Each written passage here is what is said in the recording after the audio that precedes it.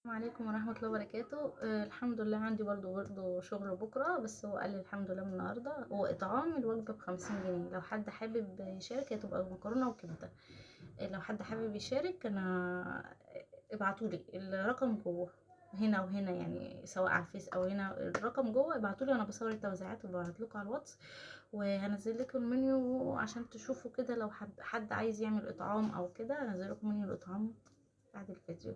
وشكرا لدعواتكم ليا والله، يعني لما لقيتوني فرحانه الصبح وكده ان انا جالي اوردر الصبح. بس الدربكه والله فيها مواعين كتير هنا ومواعين هنا ومواعين هنا، عشان لما بعمل حاجه في نفس اليوم دي بتبقى دربكه بقى يعني. عايزه اخلص. بس بفرح بالشغل، بفرح بالشغل جدا والله. يا رزق بقى داخل انا وعيالي بقى الواحد بيفرح. السلام عليكم.